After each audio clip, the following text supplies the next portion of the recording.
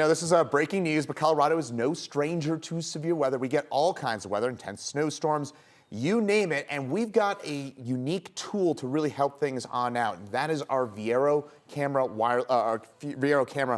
network. And for a bit more on that, we're now joined by the IT director from Viaero Wireless for a bit more on those cameras, how they work, how we deal with them. And Scott Meadows joining us now. Scott, thanks so much for being with us here on this kind of rainy and dreary Thursday. Yeah, and we're going to be tracking some of those cameras here in just a second. But Scott, first of all, a bit of a background here, right? We've got these Viaero Wireless cameras. You are a cell phone company. How did a cell phone company get involved in these kind of high definition cameras all across eastern Colorado? It all started on one camera down in Sangre Valley. Okay. We have one on top of a mountain. The owner put it on there because that mountain's really hard to get to, and especially in the winter. So we wanted to make sure that if we needed to get to that tower, you know, we could look at the roads and turn it around.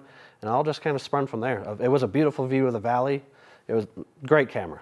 And so we said, well, why not we just put more up? And there's a lot of uses to them, right? I mean, and we're showing you some of them right now and some of the different uses. Look at that, that's a tornado that formed. And of course, a lot of these areas that we're talking about here on the Eastern Plains don't have, you know, we're not talking about the Denver metro area. We're talking about, for example, Pumpkin Center, Burlington, La Junta, Lamar, a lot of lower population areas with less eyeballs. So how did, first of all, how do they get involved, and what do you have to do in terms of maintaining these sorts of cameras?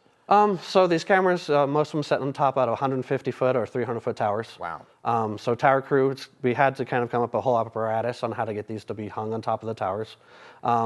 Then we have our fiber network that's spread out through the towers. So it's really good to bring that high quality definition video back over the cell network. It's a lot to maintain. Lightning strikes do play their part on these cameras. Really? Yeah. So you've had these towers sure. got struck by lightning? Towers been struck by lightning, cameras fried, definitely a thing. And then you have to go out there and replace them again, Yep, right? yep. I know that there was a wildfire, I believe it was in southern Colorado a few years ago, where not only was the camera able to pick up on that, but you were able to help out with local emergency response on that as well. Can you tell us about that a bit? Yeah, so it was 4th of July, 2018, I believe, when that fire was. I was up in Wyoming with some friends. The owner, Frank, calls me. He says, I think that top fire is coming up underneath the tower. So we took a look, moved the camera down, and it was under our tower at that time. Wow. So he says, I'm going to call the local fire department. He gave them a call. And about 10 minutes later, we saw the fire trucks there putting the fire out. There was just a couple houses, just call it 100 yards back or so from that tower. So he was able to get those houses saved with alerting the fire department that the fire had encroached that area. And quickly here, any instances of that with tornadoes or severe weather, anything like that as well? We've caught a lot of tornadoes on there. Definitely been pushing that information out there. But yeah, some really good views. And by the way, we are the exclusive partner with those cameras here at 9 News.